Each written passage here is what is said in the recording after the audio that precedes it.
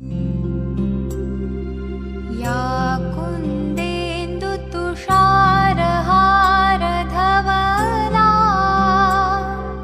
या शुभ्रवस्त्रावृता या वीणावरदण्डमण्डितकरा या श्वेतपद्मासना।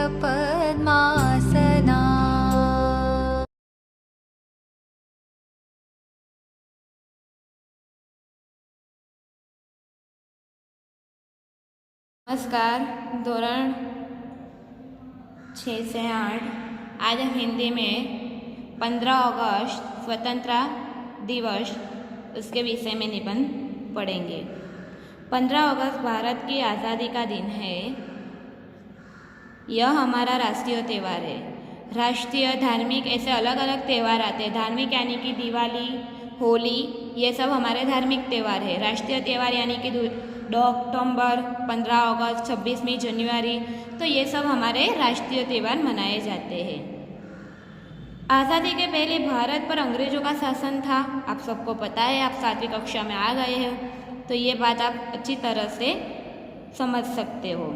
और हमारी बहुत सारी फिल्म भी है, लगान है, भगत सिंह है, तो उसमें तो इस बात का बहुत अच्छी तरह से जिक्र किया गया है। देश के लोगों ने आज़ादी के लिए अनेक आंदोलन किए, कुर्बानी दी, बराबर है। बहुत सारे लोग ने, आप तो समझ ही सकते हैं कि 26 जुलाई गई तो कारगिल दिन था, बराबर ना। आपको सबको पता ही है कि कितने सारे लोग का बलिदान उसमें था। तो ऐसे सब लोग, अब किसी के पति होते हैं, कभी किसी के बेटे होते हैं, कभी किसी का भाई होता है, कि बच्चा होता है, तो इतने जो सैनिक है वो सबका उधर बलिदान होता है। कितनी माँओं ने अपने बेटे को खोया है, कितनी बहनें ने अपने भाइयों को खोया है, कितनी पत्नियों ने अपने पति को खोए हैं, और कितने बच्चों ने अपने बाप को खोया है। तो ऐसे सैनिकों को सत सत नमन कि ये सब हमारी रक्षा के लिए अपने बलिदान दे रहे हैं और अपना खून बहा रहे हैं, अपना परिवार का, अपना समाज का कुछ भी नहीं सोचते हुए हमारे देश की रक्षा करने के लिए अपना खून, अपना बलिदान दे देते हैं। तो उस लोग जो भी है वो लोग को हमारा सत सत प्रणाम। आखिर 15 अगस्त 1947 के दिन हमारा भारत आज़ाद हुआ। टिक होना चाहिए आपको, ये बात कभी भी पूछे तो आपको याद होनी चाहिए। इस दिन से अपने देश में अपना शासन शुरू हुआ। इस दिन की खुशी में हर साल 15 अगस्त का त्यौहार देश भर में बड़ी धूमधाम से मनाया जाता है। अभी टूंक समय में ये आने ही वाला है, तो उसके लिए मैंने ये निबंध आपको चलवा दिया है। फिर 15वीं अगस्त के दिन हम बहुत अच्छी तरह से उनका धूमधाम से उसको मनाते हैं, लेकिन एक दिन के लिए नहीं, 24 जनवरी या 15 अगस्त के लिए नहीं, पूरे साल उसको याद करके रखना है। 15 अगस्त के दिन सार्वजनिक छुट्टी रहती है। इस दिन पाठशालाओं में कई कार्यक्रम रखे जाते हैं, बराबर। सार्वजनिक यानी कि सब जगह पे छुट्टी रहती है, लेकिन हमारी जो सरकारी कर्मचारियों की जो संस्था है, बराबर, स्कूल कॉलेज है, तो उसमें सब चालू रहता है। ध्वजवंदन करने के लिए सब थोड़े छोटे बड़े कार्यक्रम रहते हैं, और पाठशाला के सब कार्यक्रम उस दिन रहते हैं। नाच गाना होता है, नाटक होते, ड्रामा होते, ये सब कार्यक्रम उसमें रखे जाते हैं। सवेरे ध्वजवंदन और भाषण होता है। सवेरे ध्वजवंदन और भाषण होता है। इस दिन सरकारी कार्यालय और अन्य इमारतों पर राष्ट्रीय ध्वज फहराता जाता है, बराबर। मैंने बोला ना कि जो सरकारी संस्थाएं और स्कूल कॉलेज में उसका राष्ट्रीय ध्वज लहराता है। शाम को विविध जगह सभाएं होती है और नेता के भाषण होते हैं। हमारे जो RSS के कार्यक्रम रहते हैं, राष्ट्रीय स्वयंसेवक के, तो वो शाम 6 बजे 5 बजे चालू होते हैं। हमारे देश के जो नौजवान हैं, जो नेता हैं, तो उनकी याद में वो लोग कार्यक्रम करते हैं। जैसे कि हमारे जो बड़े बड़े जो गांधी जी है, भगत सिंह है, सरदार वल्लभ भाई पटेल है, तो ऐसे लोगों के बलिदान को याद करके हम उनकी सलामी और शुभेच्छा और आशीर्वाद प्राप्त करते हैं।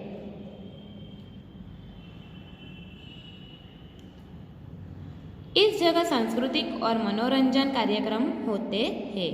संस्कृति यानी कि गरबा रखते हैं, नाटक रखते हैं, बराबर ना, अलग अलग धर्म के अलग अलग डांस रखते हैं। तो इस प्रकार से हमारी जो भारतीय संस्कृति है, देश प्रेम है, उसको उजागर करने के लिए ऐसे छोटे बड़े कार्यक्रम रखे जाते हैं। इस दिन हमारे देश की राजधानी दिल्ली का रंग देखने लायक होता है। लाल किले पर प्रधानमंत्री तिरंगा झंडा फहराते हैं, बराबर। लाल किला हमारे सुबह 7 बजे से 12-1 बजे तक उनका जो पूरा कार्यक्रम रहता है वो दूरदर्शन पर हमको दिखाया जाता है। हम तो उधर नहीं जा सकते, लेकिन उसका लाइव टेलीकास्ट हम देख सकते हैं कि कैसे हमारा प्रधानमंत्री कैसे उस झंडे को लहराता है, कैसे सैनिकों द्वारा अलग अलग प्रकार के कार्यक्रम का आयोजन किया जाता है। वे अपने भाषण में देश की जनता को संदेश देते हैं। जय हिंद के नारे से मैदान गूंज उठता है।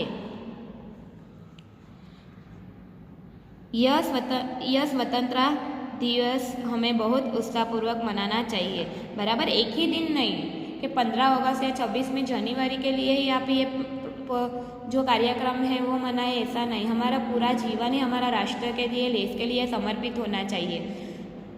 मैं ऐसा नहीं बोलती हूँ कि आपका पूरा जीवन ही देश के लिए, हाँ आप भी फैमिली में हो, परिवार से हो, बराबर ना, तो हमारी थोड़ी जिम्मेदारी अपने परिवार के लिए ही है, बराबर।